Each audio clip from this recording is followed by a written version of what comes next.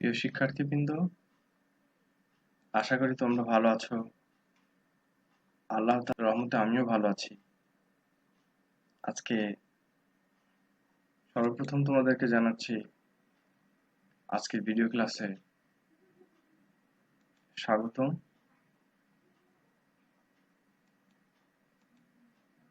আমি Mohammad Belal Ahmed, lecturer English, Kaniz Fatema girls school and college, 12 Nabagram, Manikganj. What does the picture indicate? নিচে যে ছবিটি দেখা যাচ্ছে, ছবিটি কি নির্দেশ করছে তোমরা কি বলতে পারো? চিন্তা করে দেখো তো। এখানে একটি ঘড়ি আছে। এই ঘড়িতে একটি সময় আছে, অর্থাৎ ঘড়িতে যে সময় রয়েছে সেটা বর্তমান সময়। আর এই বর্তমান সময়ের পূর্বে যে সময়টা ছিল সেটা অবশ্যই,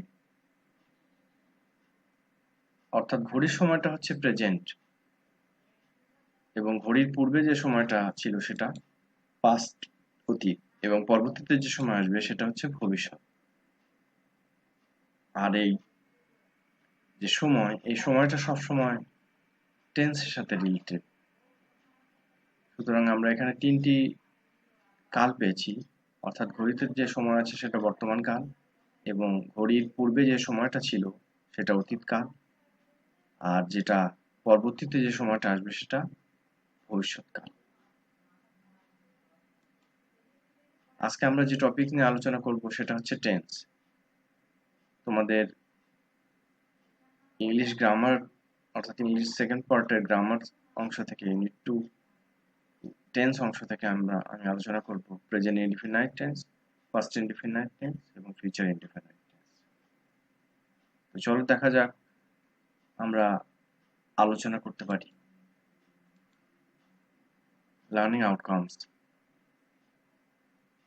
এই আলোচনার মাধ্যমে আমরা কি কি শিখতে পারবো? At the end of this lesson, এই লেসনের পর the students will be able to, স্টুডেন্টরা সক্ষম হবে distinguish among different kinds of tenses, বিভিন্ন ধরনের টেন্সের মধ্যে পার্থক্য করতে, explain three indefinite tenses, তিনটা ইনডিফিনাইট টেন্সকে ব্যাখ্যা করতে পারবে, express their feeling by using these tenses, এই টেন্সগুলো ব্যবহার করে তাদের অনুভূতিকে প্রকাশ করতে পারবে, make sentences correctly, এবং বাক্যগুলো সঠিকভাবে তৈরি করতে পারবে এই টেন্সগুলোর স্ট্রাকচার ব্যবহার করে। প্রথমে আমরা আলোচনা করছি প্রেজেন্ট ইনডিফিনাইট টেন্স। চিন্তা করে দেখো তো প্রেজেন্ট ইনডিফিনাইট টেন্সের স্ট্রাকচার কি হতে পারে। প্রথমেই সাবজেক্ট আছে, তারপর ভার্বের প্রেজেন্ট ফর্ম, এবং তারপরে এক্সটেনশন। আমরা এখানে এক্সটেনশন লিখেছি এই জন্য অনেক বাক্য থাকে যেখানে অবজেক্ট থাকে না। খেয়াল করবে প্রথমে সাবজেক্ট, তারপরে ভার্ব ইন প্রেজেন্ট ফর্ম, তারপর এক্সটেনশন। নিচে আমরা উদাহরণ দেখতে পাচ্ছি যেখানে প্রথমে আছে সাবজেক্ট, তারপরে ভার্ব, তারপরে অবজেক্ট। এখানে আই ডু দ্য ওয়ার্ক, আমি কাজটি করি। আই হচ্ছে সাবজেক্ট, ডু হচ্ছে ভার্ব, এবং দ্য ওয়ার্ক হচ্ছে অবজেক্ট। এখানে আই ফার্স্ট পারসন। পারসনের ক্ষেত্রে আমরা খেয়াল করব আই উই হচ্ছে first person, I singular, we plural, এবং ইউ অর্থাৎ তুমি তোমরা। তুমি হচ্ছে সিঙ্গুলার, তোমরা হচ্ছে প্লুরাল। সে তাহারা, এটা হচ্ছে থার্ড পারসন। সে হচ্ছে বা যে কোনো একটি জিনিস যেটা একটি, সেটা সিঙ্গুলার, এবং তাহারা এগুলো অথবা এগুলো হচ্ছে প্লুরাল। খেয়াল করবে যে আই ডু দ্য ওয়ার্ক, আমি কাজটি করি। শি ডাজ দ্য ওয়ার্ক, একইভাবে যখন এখানে শি ব্যবহার হয়েছে তখন এখানে ইয়েস যোগ হয়েছে। She does the work. চিন্তা করে দেখো তো কেন যোগ হয়েছে। হি টেক্স টি, সে চা নেয় অর্থাৎ চা পান করে। এখানে হিটাও থার্ড পারসন সিঙ্গুলার, এই জন্য এস যোগ হয়েছে। আই লাইক ইট, আমি এটা পছন্দ করি।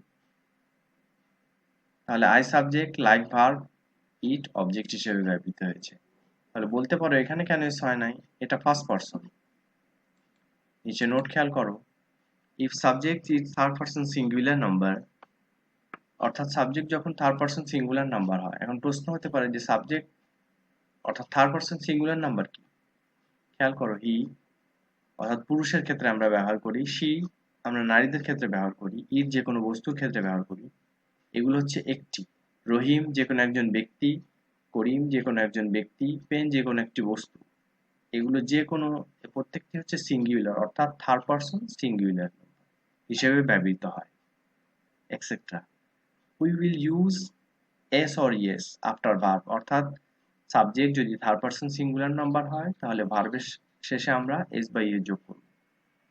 সুতরাং এখানে শি থার্ড পারসন সিঙ্গুলার হওয়ার কারণে ভার্বের শেষে ইএস যোগ হয়েছে। একইভাবে হি টেক্স টি, এখানেও থার্ড পারসন সিঙ্গুলার হওয়ার কারণে ভার্বের শেষে এস যোগ হয়েছে।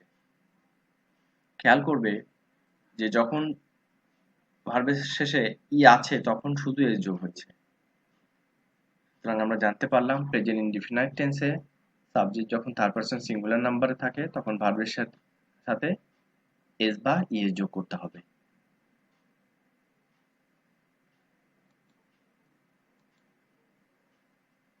The work which is done every day, যে কাজগুলো প্রতিদিন করা হয়, in the present indefinite tense is in the present indefinite tense, এগুলো প্রেজেন্ট ইনডিফিনাইট টেন্সে ব্যবহার হয়, যেগুলো প্রতিদিন করা হয়, অভ্যাসগতভাবে করা হয়।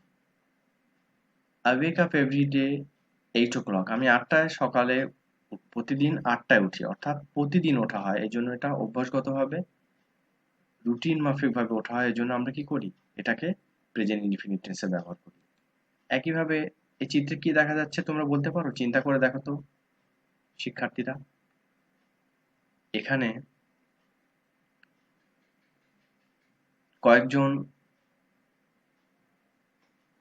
ছাত্রী এখানে তারা স্কুলে যাচ্ছে, তারা প্রতিদিন স্কুলে যায়, অর্থাৎ আগে স্কুলে যেত, আজকেও যাচ্ছে, পরবর্তীতেও যাবে। এ ধরনের অভ্যাসগত কাজ আমরা প্রেজেন্ট ইনডিফিনিট টেন্সে ব্যবহার করি। দে গো টু স্কুল এভরিডে, তারা প্রতিদিন স্কুলে যায়। এখানে বলতে পারো কেন গো এর পরে ইএস যোগ হয় না, এর কারণ হচ্ছে দে থার্ড পারসন প্লুরাল নাম্বার, যদি সিঙ্গুলার হতো তাহলে অবশ্যই ইএস যোগ হতো। এরপর আমরা যেটা দেখতে পাচ্ছি, the work which is universal truth is used in the present indefinite, যে কাজগুলো চিরন্তন সত্য এগুলো ব্যবহার হয় প্রেজেন্ট ইনডিফিনাইট টেন্সে। ইউনিভার্সাল ট্রুথ চিরন্তন সত্য, অর্থাৎ যে কাজগুলো পৃথিবীতে ওই একই রকম ভাবে হয়ে থাকে, এর ব্যতিক্রম হয় না, এগুলোকে আমরা বলেছি প্রেজেন্ট ইউনিভার্সাল ট্রুথ। এর কারণ খেয়াল করবে যে সূর্য পূর্ব দিকে ওঠে, সূর্য কখনো পশ্চিম দিকে উঠবে না। একইভাবে সূর্য পশ্চিম দিকে অস্ত যায়, সূর্য কখনোই পূর্ব দিকে অস্ত যাবে না। এ ধরনের চিরন্তন সত্য যত রকমেরই আছে সেগুলো আমরা প্রেজেন্ট ইনডিফিনিট টেন্সে ব্যবহার করি। আমরা নিচের চিত্রে দেখতে পাচ্ছি যে এখানে একটা চিত্রে কি দেখা যাচ্ছে বলতে পারো তোমরা প্রিয় শিক্ষার্থীরা? এখানে দেখা যাচ্ছে সূর্য উঠছে, the sun rises in the east, সূর্য পূর্ব দিকে ওঠে। দ্য সান এখানে থার্ড পারসন সিঙ্গুলার নাম্বারের জন্য ভার্বের শেষে এস যোগ হয়েছে, খেয়াল করবে। আমরা যেটা একটু আগেই বলেছি। পরবর্তী চিত্রে কি দেখা যাচ্ছে বলতে পারো প্রিয় শিক্ষার্থীরা? হ্যাঁ, এখানে সূর্য অস্ত যাচ্ছে, the sun sets in the west, সূর্য পশ্চিম দিকে অস্ত যায়। দ্য সান এখানে থার্ড পারসন সিঙ্গুলার নাম্বার হওয়ার কারণে সেটের পরে এস যোগ হয়েছে, সেটস। তো আমরা জানতে পারলাম সাবজেক্ট যদি থার্ড পারসন সিঙ্গুলার নাম্বার হয় তাহলে ভার্বের সাথে কি যোগ হবে, এস বা ইএস যোগ হবে। সুতরাং এই সমগ্র চিত্র দিয়ে আমরা বুঝতে পারছি যে প্রেজেন্ট ইনডিফিনাইট টেন্স কোথায় কোথায় ব্যবহার হয়।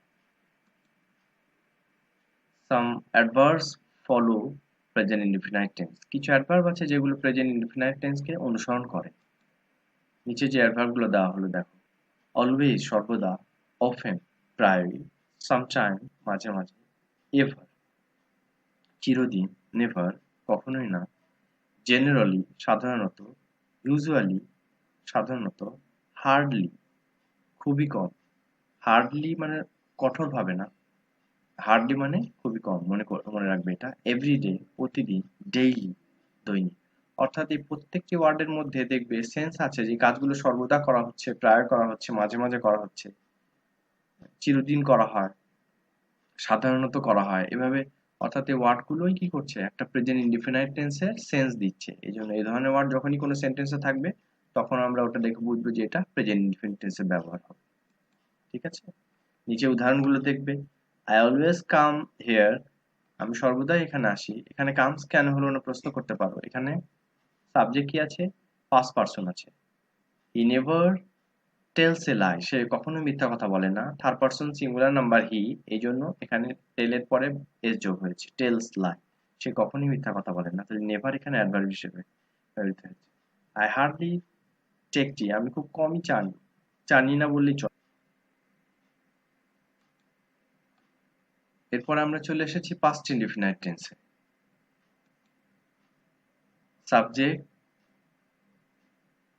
এর স্ট্রাকচার যেটা খেয়াল করবে আমরা, subject plus verb in past form plus extension. এখানে সাবজেক্ট এবং তারপরে যে ভার্বের যে ফর্মটা আছে এটা অবশ্যই সবসময় হবে পাস্ট ইনডিফিনিট, পাস্ট ফর্ম। যেমন ডু, ডিড, ডান। ডু এর পাস্ট যেটা ডিড, টেক, টু, টেকেন, এখানে টুক হবে সবসময় এভাবে। আর তারপরে বাকি অংশ খেয়াল করবে, সাবজেক্ট ভার্ব তারপরে object. I did the work, আমি কাজটি করেছিলাম। তাহলে এখানে ডু এর পাস্ট ফর্ম ডিড ব্যবহৃত হয়েছে। শি ডিড দ্য ওয়ার্ক, সে কাজটি করেছিল, ডিড। এরপরে হি টুক টি, সে চা নিয়েছিল, টেক থেকে টুক হয়েছে। আই লাইকড ইট, আমি এটা পছন্দ করেছিলাম, লাইক থেকে লাইকড হয়েছে। তাহলে প্রত্যেকটি ফর্ম হচ্ছে এখানে পাস্ট ফর্ম ব্যবহৃত হয়েছে, এটা খেয়াল রাখবে। আবার প্রশ্ন করতে পারো তাহলে এখানে কেন এস বাই এস যোগ হয়নি। এর কারণ হচ্ছে এটা প্রেজেন্ট ইনডিফিনিট টেন্সের ক্ষেত্রে, পাস্ট ইনডিফিনিট টেন্সের ক্ষেত্রে নয়। অর্থাৎ সাবজেক্ট যদি থার্ড পারসন সিঙ্গুলার নাম্বার হয় তাহলে ভার্বের সাথে এস বাই এস যোগ হবে, এটা প্রেজেন্ট ইনডিফিনাইট টেন্সে, পাস্ট ইনডিফিনাইট টেন্সে নয়। আমরা নিচে নোটে খেয়াল করব, in the past indefinite tense verb will always be used in past form. Past indefinite টেন্সে সবসময় যে ভার্ব সেটা অবশ্যই পাস্ট ফর্ম ব্যবহৃত হবে। And the sense of the verb must be past, ভার্বের যে সেন্স এটা অবশ্যই পাস্ট হবে, তাহলে অতীতের একটা সময় বোঝাবে। তাহলে পুরো সেন্টেন্সের অর্থ বুঝে আমরা খেয়াল করব, আই ডিড দ্য ওয়ার্ক, আমি কাজটি করেছিলাম। শি ডিড দ্য ওয়ার্ক, সে কাজটি করেছিল। হি টুক টি, সে চা নিয়েছিল। আই লাইকড ইট, আমি এটা পছন্দ করেছিলাম। তাহলে একইভাবে এটাকে যদি প্রেজেন্টে পরিণত করি তাহলে আই ডু দ্য ওয়ার্ক, আমি কাজটি করি। শি ডু দ্য ওয়ার্ক নয়, শি ডাজ দ্য ওয়ার্ক, কেননা she third person singular number, যখনই এটা প্রেজেন্ট হবে তখন ডু হচ্ছে প্রেজেন্ট ফর্ম ডিড এর, তাহলে এখানে ইএস যোগ হবে। She does the work, he takes T, I like it, এভাবে এটা আমরা প্রেজেন্টে পরিণত করতে পারি, খেয়াল করবে। এরপর আমরা চলে এসেছি ফিউচার ইনডিফিনাইট টেন্সে। এখানে স্ট্রাকচার কি হতে পারে চিন্তা করে দেখো তো। তারপরে subject shall will plus verb in present form তারপর এক্সটেনশন। খেয়াল করবে এখানে যে সাবজেক্টের পরে অবশ্যই অক্সিলারি ভার্ব হিসেবে শ্যাল অথবা উইল ব্যবহৃত হবে, ভার্ব ইন প্রেজেন্ট ফর্ম তারপর এক্সটেনশন। এখানে তোমাদের প্রশ্ন আসতে পারে যে কোথায় শ্যাল কোথায় উইল ব্যবহৃত হয়। খেয়াল করবে ছোটবেলায় আমরা পড়েছি যে আই এবং উই এর পরে আমরা শ্যাল ব্যবহার করি এবং অন্যান্য সকল ক্ষেত্রে আমরা উইল ব্যবহার করি, কিন্তু বর্তমানে উইলের প্রচলনটাই সব ক্ষেত্রেই ব্যবহার করা হয়, এটা নিয়ে কনফিউশন তৈরি করার কোনো দরকার নাই। এরপর আমরা চলে আসছি এক্সাম্পলে, সাবজেক্টের পরে শ্যাল অথবা উইল হবে, তারপরে ভার্বের প্রেজেন্ট ফর্ম, তারপরে অবজেক্ট। আই শ্যাল প্রিপেয়ার ইট, আমি এটা তৈরি করব, অর্থাৎ এটা এখনো আমি তৈরি করি না, তৈরি করব, অর্থাৎ ভবিষ্যতে করব। She will do the work, সে কাজটি করবে, এখনো করেনি, ভবিষ্যতে করবে। হি উইল ক্যাচ ইট, সে এটা ধরবে, এখন ধরেনি। I will read the book, আমি বইটি পড়বো, আমি এখনো বইটি পড়িনি। তাহলে এভাবে আমরা এটাকে ফিউচারে পরিণত করতে পারি। নোট খেয়াল করবে, in future indefinite tense verb will always be used in present form after shall will and the sense of the verb must be future। অর্থাৎ ফিউচার ইনডিফিনাইট টেন্সে সবসময় ভার্ব সবসময় কি হবে, প্রেজেন্ট ফর্ম ব্যবহৃত হবে, অর্থাৎ শ্যাল উইল এর পরে সবসময় প্রেজেন্ট ফর্মে ব্যবহৃত হবে। and the sense of the verb must be future, এবং ভার্বের যে সেন্স থাকবে সেটা অবশ্যই ভবিষ্যতের একটা সেন্স বোঝাবে। এরপর আমরা চলে এসেছি comparison of three indefinite tensor. এখানে খেয়াল করে দেখো, অ্যাসার্টিভ এন্ড ইন্টারোগেটিভ। অ্যাসার্টিভ বর্ণনামূলক, ইন্টারোগেটিভ প্রশ্নবোধক। হি টেক্স টি এভরিডে, সে প্রতিদিন চা খায় বা চা নেয়। এ ধরনের সেন্টেন্সকে আমরা যদি ইন্টারোগেটিভ করতে যাই, তাহলে খেয়াল রাখবো যে কোনো সেন্টেন্সে যদি অক্সিলারি ভার্ব না থাকে, তাহলে ওই সেন্টেন্সকে ইন্টারোগেটিভ করতে গেলে ডু অথবা ডাজ তার আগে নিয়ে আসতে হবে। যেহেতু এখানে থার্ড পারসন সিঙ্গুলার হওয়ার কারণে এস যোগ হয়েছে, তাহলে আমরা একইভাবে এই ডু এর সাথে ইএস যোগ করে কি করেছি, এটাকে ইন্টারোগেটিভ করেছি। আর সবসময় অক্সিলারি ভার্বটা কি হবে, সাবজেক্টের আগে ব্যবহৃত হবে। তাহলে এখানে does he take tea everyday, সে কি প্রতিদিন চা নেয় বা চা খায়। এখানে খেয়াল করে দেখো যে এখানে টেকের পরে যেহেতু এস ছিল টেক্স, তাহলে এখানে যখন এস দিয়েছি তখন আবার এই টেকের পরে এস দেওয়ার কোনো প্রয়োজন নাই। ওই এখানকার এসটাই এখানে যোগ হয়েছে, খেয়াল করবে অক্সিলারি পরে। দে মেক এ কার, তারা একটি কার তৈরি করে। তাহলে ডু দে মেক এ কার, তারা কি একটি কার তৈরি করে। দে মেক এ কার, এখানে যেহেতু দে আছে, থার্ড পারসন সিঙ্গুলার নাই, এই জন্য এখানে ইএস যোগ হয় না, খেয়াল করবে। and she went there, সে সেখানে গিয়েছিল। go went gone, go এর past form এখানে ব্যবহৃত হয়েছে, এই জন্য বুঝতে পারছি আমরা এটা past tense, অর্থাৎ past indefinite। এই জন্য past tense এ did ব্যবহৃত হবে, আর present indefinite tense A do অথবা does। আর did এর পরে সবসময় ভার্বের প্রেজেন্ট ফর্ম ব্যবহৃত হবে, খেয়াল করবে এটা। she went there, সে সেখানে গিয়েছিল। did she go there, সে কি সেখানে গিয়েছিল। চিন্তা করতে পারবে যে past tense কিন্তু এখানে প্রেজেন্ট কেন হলো, এখানে past ছিল কিন্তু এখানে কেন প্রেজেন্ট হলো। এটা সবসময় মনে রাখবে, ডিড এর পরে যখন আমরা সেটা কোনো ভার্ব ব্যবহার করব, সেটা অবশ্যই প্রেজেন্ট ফর্মে ব্যবহৃত হবে। এই ডিডটাই পাস্টের সেন্সকে প্রকাশ করছে, তার জন্য আবার ডবল করে পাস্ট প্রকাশ করার দরকার নেই। আই উইল রিমেম্বার ইউ, আমি তোমাকে স্মরণ করব। উইল আই রিমেম্বার ইউ, আমি কি তোমাকে স্মরণ করব। ভবিষ্যতের যে কাল, এটার জন্য উইল এসেছে, তাহলে এই উইল অক্সিলারি, এটা মেন ভার্ব রিমেম্বার। তাহলে উইলটা অবশ্যই সব সময় সাবজেক্টের আগে চলে যাবে। তাহলে উইল আই রিমেম্বার ইউ, আমি কি তোমাকে স্মরণ করব, অর্থাৎ উইলটা সাবজেক্টের আগে চলে এসেছে। এরপরে অ্যাসার্টিভ আর নেগেটিভ। হি লাইকস ইট, সেটা পছন্দ করে।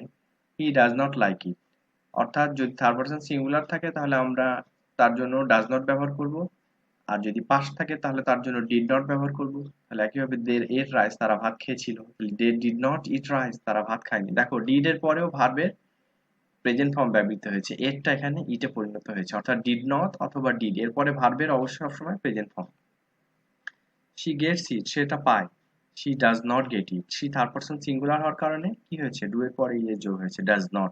আবার এখানে বারবার গেটস করার দরকার নেই, কেন, এই গেটস এর যে এস ছিল এটাকে আমরা এই ডু এর পরে যোগ করেছি, এই জন্য এখানে আর এস ব্যবহার করা যাবে না। আই উইল লিভ হিয়ার, আমি এখানে বাস করব।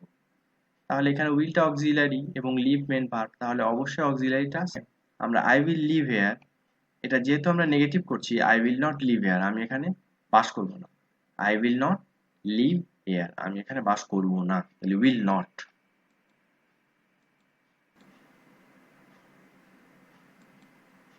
হোমওয়ার্ক তোমাদের, তোমরা হোমওয়ার্কের বিষয়টা খেয়াল রাখবে যে নিচে যে সেন্টেন্সগুলো দেওয়া হয়েছে, আমরা আমাদের আজকের ক্লাসের একেবারে শেষ পর্যায়ে চলে এসেছি। এখানে তোমরা যে সেন্টেন্সগুলো দেওয়া হয়েছে এগুলো বাসায়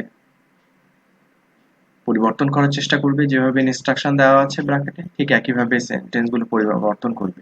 আই মেড এ কার, আমি একটা কার তৈরি করেছিলাম। খেয়াল করবে এখানে ভার্ব কোন ফর্মে আছে, হি ডিড দেওয়ার, সে কাজটি করেছিল, ডিড কোন ফর্ম ব্যবহৃত আছে।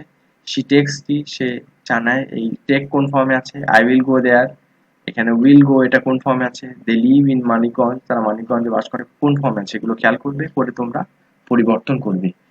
আর এই পরিবর্তন পরে এগুলো খাতায় লিখবে। আজকের ক্লাস আমি এখানেই শেষ করছি।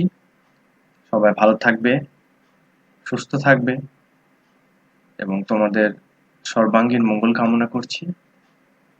তোমাদের সবাইকে অনেক অনেক ধন্যবাদ।